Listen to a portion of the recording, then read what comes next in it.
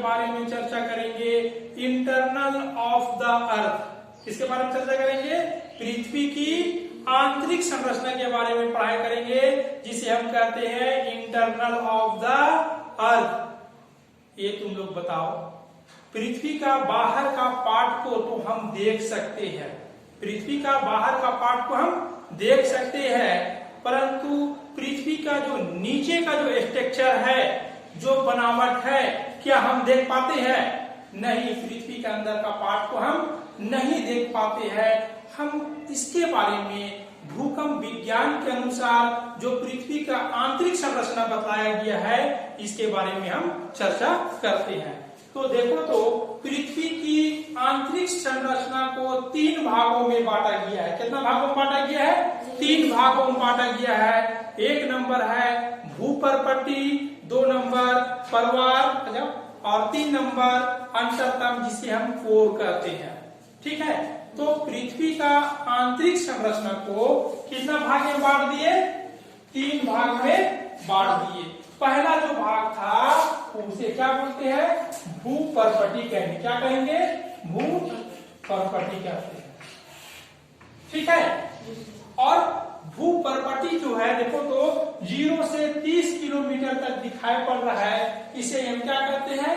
भूपर्पट्टी कहते हैं। भूपर्पट्टी को फिर 2 भागों में बांटा गया है, ऊपरी भूपर्पट्टी और निचली भूपर्पट्टी। तो भूपर्पट्टी को फिर 2 भाग में बांटे हैं। 1 नंबर है ऊपरी भूपर्पट्टी, ऊपरी भूपर्पट्टी, और 2 नंबर जो है निचली भूपर्पट्टी। कौन सा भूपर्पट्टी? निचली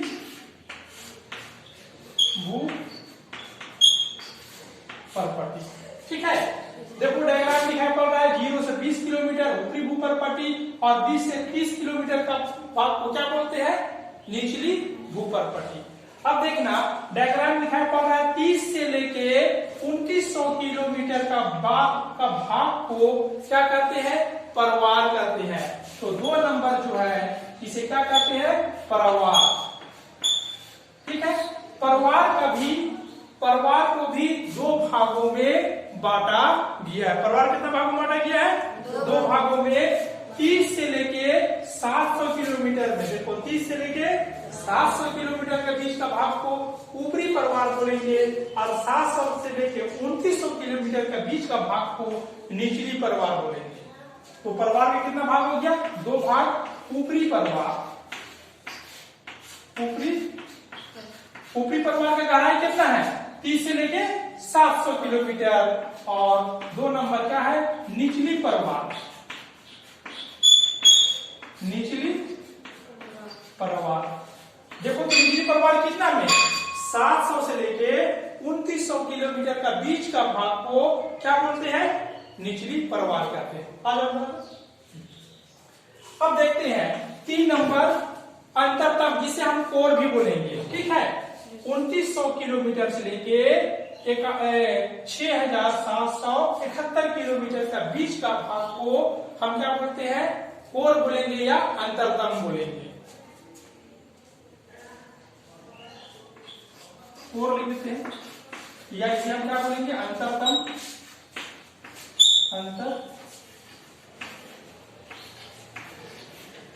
अंतरतम को या कोर को भी 2 भागों में बांटा गया है।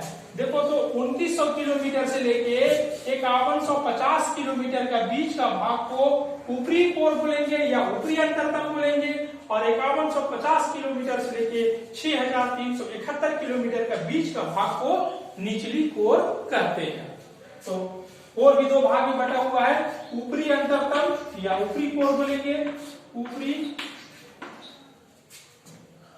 अंतरतम और निचली अंतरतम या निचली कोर।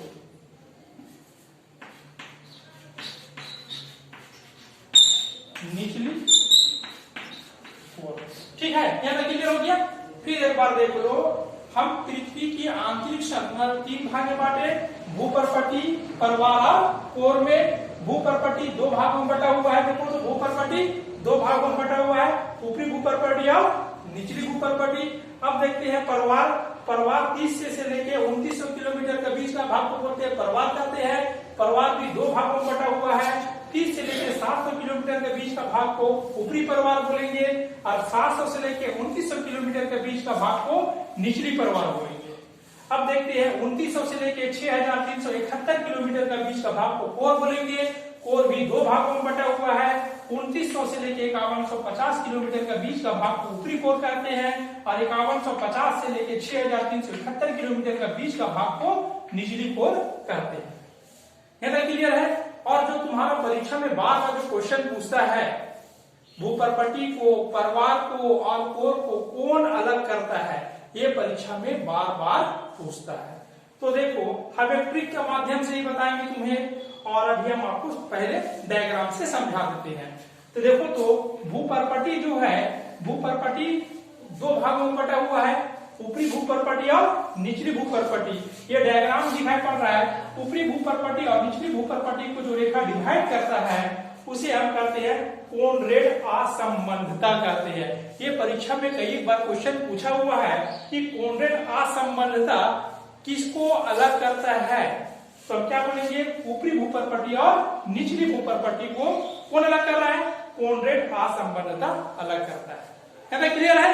अब देखते हैं यहाँ पर देखो मोह असंबंधता, ये परीक्षा में पूछा हुआ है। मोह असंबंधता किसको अलग करता है, तो हम बोलेंगे निचली भूपर्पटी और ऊपरी परिवार को अलग करता है।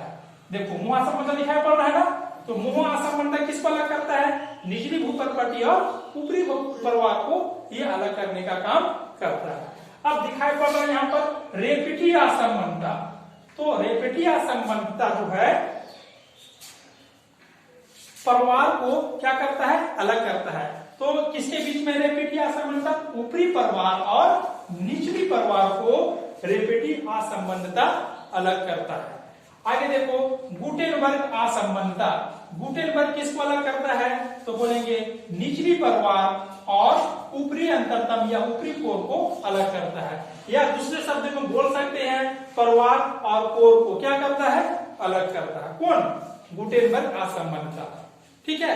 अब इसके बाद नीचे देखना लेहमान असंबंधता। तो लेहमान जो है ऊपरी कोर और निचली कोर को अलग करता है। ठीक है। इसका सबसे अच्छा याद करने का एक टेक्निक है, क्या बोलना है, कमरा गोल है।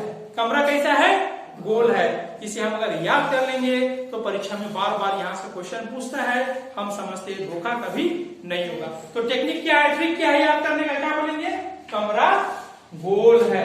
का से कोनरेड, मा से मोह असंबंधता, रा से रेपिटी, गा से गुटेनबर्ग, ला से लेहमान।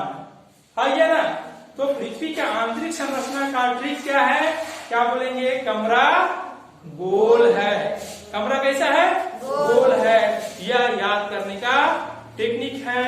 तुम लोग इसे अच्छा से याद करना और यह डायग्राम को बनाकर लिख कर प्रैक्टिस करना। ठीक है। हम समझते हैं ये तुम लोग अगर रख लेना तो परीक्षा में तुम्हें क्या होगा, आसान हो जाएगा। ठीक है। इस तरह हमारा पृथ्वी का आंतरिक संरचना के बारे में हम जानकारी दिए। आपको वीडियो कैसा लगा, अच्छा लगता है तो लाइक कीजिएगा और सब्सक्राइब जरूर कीजिएगा।